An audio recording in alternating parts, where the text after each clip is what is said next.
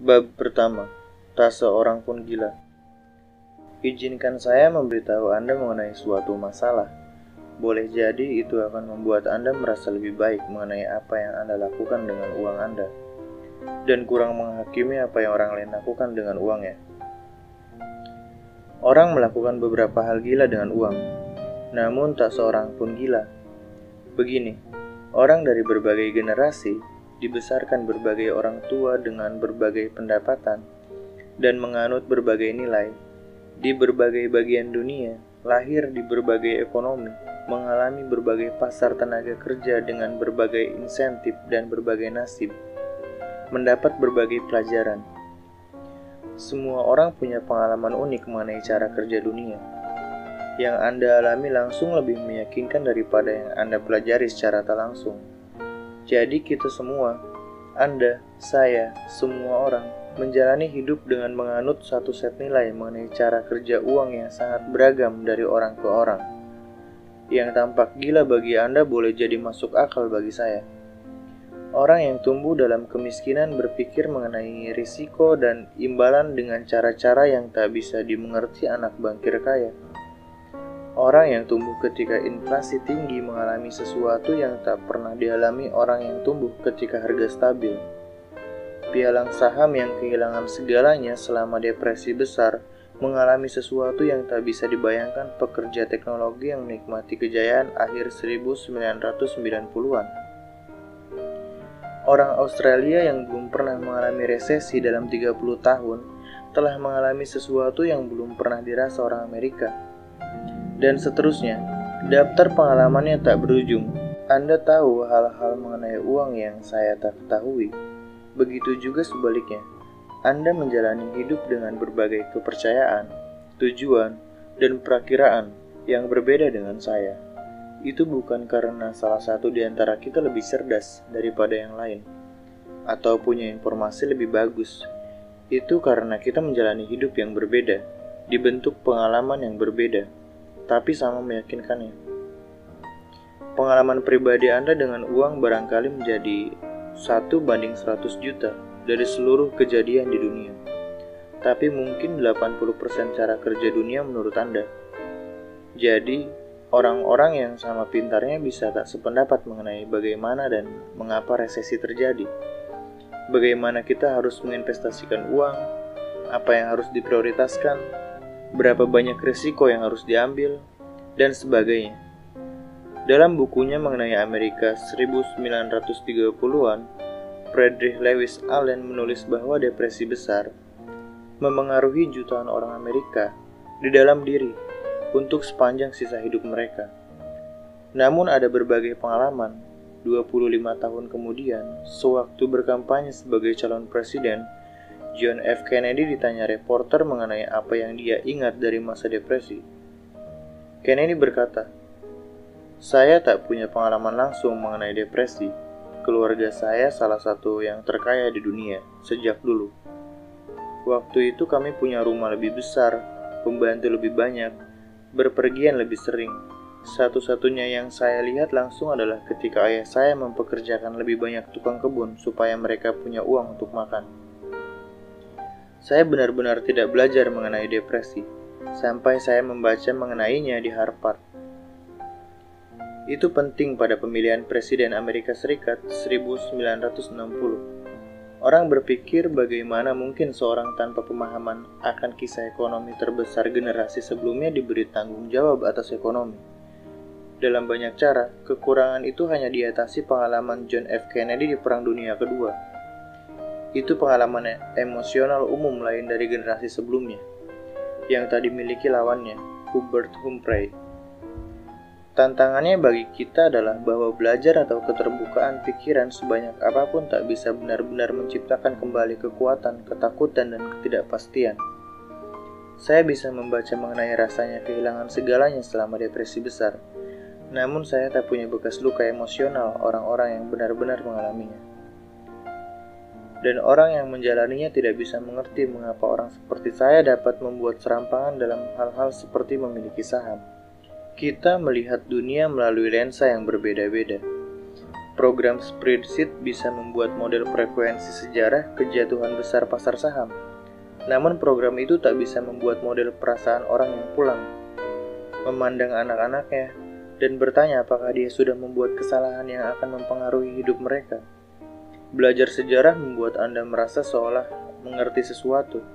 Namun sampai Anda menjalaninya dan merasakan konsekuensinya secara pribadi, boleh jadi Anda tak cukup memahaminya sampai mengubah perilaku. Kita semua berpikir kita tahu cara kerja dunia, namun kita semua hanya mengalami sebagian kecilnya. Investor Michael Batnick berkata, beberapa pelajaran harus dialami sebelum bisa dimengerti. Kita semua korban kebenaran itu dalam berbagai cara. Pada 2006, ahli ekonomi Ulrike Malmendier dan Stefan Nagel dari National Bureau of Economic Research menggali data 50 tahun, Survey of Consumer Finance. Kajian terperinci mengenai apa yang orang Amerika lakukan dengan uangnya.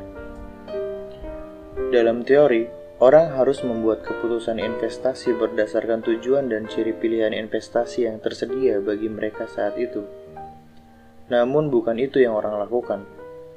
Kedua ahli ekonomi menemukan bahwa keputusan investasi orang sepanjang hidup sangat terikat pengalaman para investor di generasinya, terutama pengalaman pada awal masa dewasa. Jika Anda tumbuh dewasa ketika inflasi tinggi, Anda menginvestasikan lebih sedikit uang di obligasi dan lebih belakangan dalam hidup dibanding mereka yang tumbuh dewasa ketika inflasi rendah.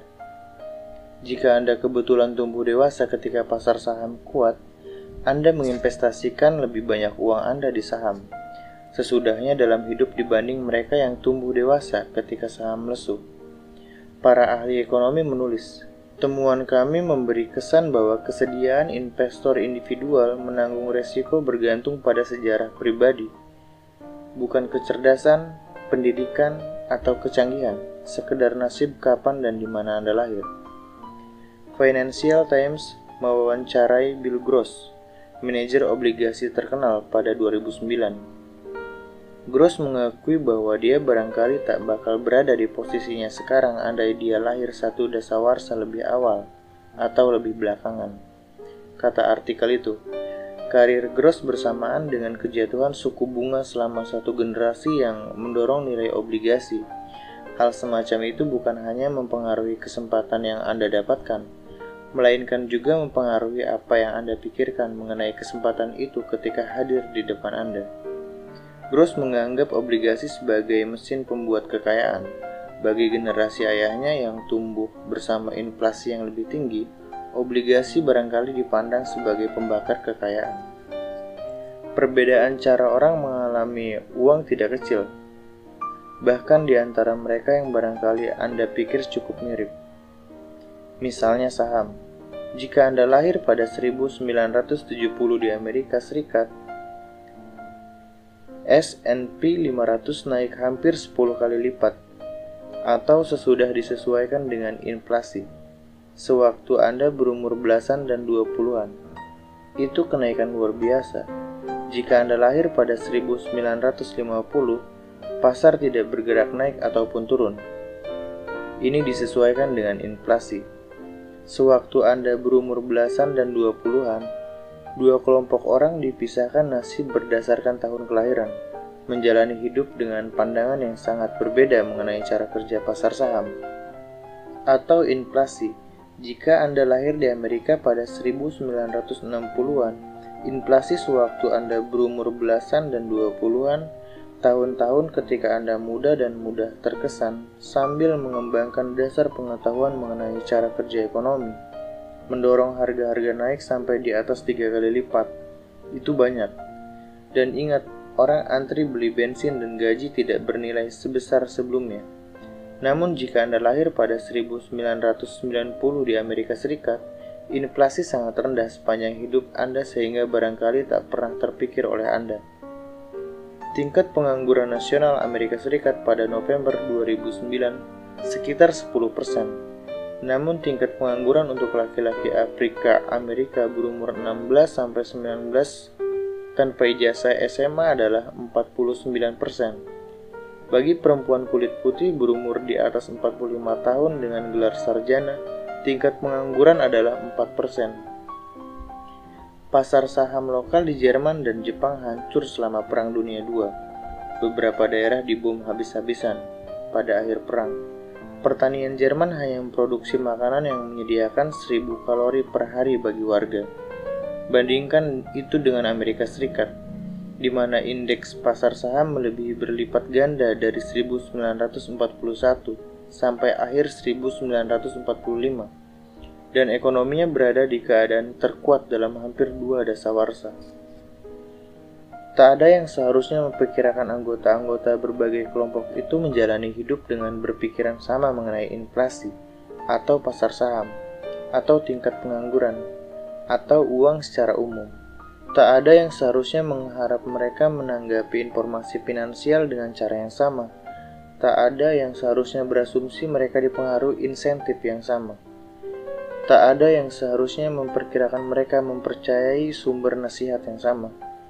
Tak ada yang seharusnya mengharap mereka bersepakat mengenai apa yang penting, apa yang layak, apa yang mungkin terjadi berikutnya, dan apa jalan terbaik ke depan. Pandangan mereka mengenai uang dibentuk di dunia yang berbeda-beda, dan ketika itu terjadi, pandangan mengenai uang yang dianggap konyol oleh sekelompok orang bisa masuk akal untuk kelompok lain. Beberapa tahun lalu, The New York Times membuat artikel mengenai kondisi kerja di pabrik elektronik besar Foxconn di Taiwan. Kondisinya sering buruk, wajar kalau pembaca marah. Namun ada satu tanggapan menarik bagi artikel itu dari keponakan seorang pekerja Tiongkok yang menulis di bagian komentar. Bibi saya bekerja beberapa tahun di tempat yang orang Amerika sebut sweet shop. Pekerjaannya berat, jam kerja panjang, gajinya kecil, kondisi kerja buruk. Anda sekalian tahu apa yang bibi saya lakukan sebelum bekerja di salah satu pabrik itu? Dia menjadi pelacur. Bekerja di sweet shop itu lebih baik dibanding kehidupan yang dulu, menurut saya. Saya tahu bibi saya lebih memilih dieksploitasi, bos kapitalis jahat demi beberapa dolar daripada tubuhnya dieksploitasi beberapa orang demi uang yang lebih sedikit lagi. Makanya saya kesal dengan pemikiran orang-orang Amerika. Kami tak punya kesempatan yang sama dengan orang Barat. Infrastruktur pemerintah kami beda, negaranya beda. Ya, bekerja di pabrik itu berat. Bisakah lebih baik? Iya, tapi hanya kalau dibandingkan dengan pekerjaan di Amerika. Saya tak tahu bagaimana harus menanggapinya. Sebagian diri saya ingin membantah keras, sebagian lain ingin memahami. Namun, komentar itu adalah contoh bagaimana pengalaman yang beda bisa mengarah ke pandangan sangat berbeda dalam topik yang menurut satu pihak seharusnya hitam putih. Setiap keputusan yang dibuat orang dengan uang dibenarkan dengan menggunakan informasi yang mereka punya pada saat itu, yang dimasukkan ke model mental untuk mengetahui cara kerja dunia. Orang bisa salah informasi atau mendapat informasi tidak lengkap, atau tak jago matematika, dibujuk pemasaran busuk, tak tahu apa yang dilakukan, salah menilai konsekuensi tindakan, banyak sekali. Namun semua keputusan keuangan yang dibuat itu masuk akal bagi mereka pada waktu dibuat dan cocok dengan semua yang harus dicocokkan. Mereka bercerita kepada diri sendiri mengenai apa yang mereka lakukan dengan mengapa mereka melakukannya. Dan cerita itu dibentuk pengalaman unik mereka sendiri. Ambil contoh sederhana, tiket lotre. Orang Amerika menghabiskan lebih banyak uang untuk tiket lotre daripada gabungan film, permainan video, musik, acara olahraga, dan buku. Siapa yang beli tiket lotre? Sebagian besar orang yang miskin. Rumah tangga berpendapatan terendah di Amerika Serikat rata-rata menghabiskan $412 per tahun untuk tiket lotre. 4 kali jumlah pengeluaran yang sama di kelompok berpendapatan tertinggi. 40% orang Amerika tidak bisa menabung uang $400 untuk dana darurat. Artinya, mereka yang membeli tiket lotre sampai $400 biasanya adalah orang-orang yang berkata tidak bisa menabung uang $400 untuk dana darurat. Mereka membuang jaringan pengaman untuk sesuatu yang peluang untung besarnya 1 per sejutaan. Itu tampak gila bagi saya. Itu barangkali tampak gila bagi Anda juga. Namun saya tidak berada di kelompok berpendapatan terendah. Anda juga mungkin tidak. Jadi banyak di antara kita yang sukar menangkap secara intuitif penalaran bawah sadar para pembeli tiket lotre berpendapatan rendah. Namun kalau kita coba memahaminya, bayangkan sesuatu seperti ini.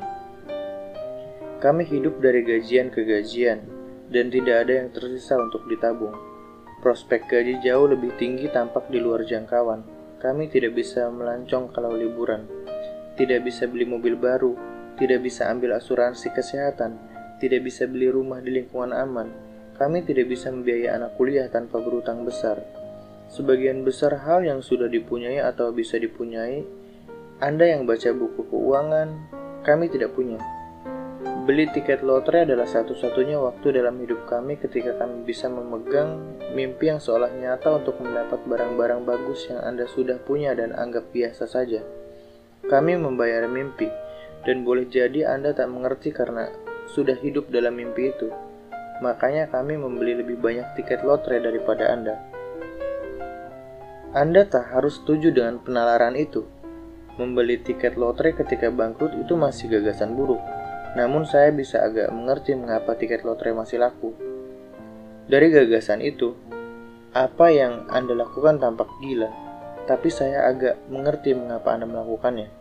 Mengungkap akar banyak keputusan finansial kita. Hanya sedikit orang membuat keputusan finansial murni dengan spreadsheet.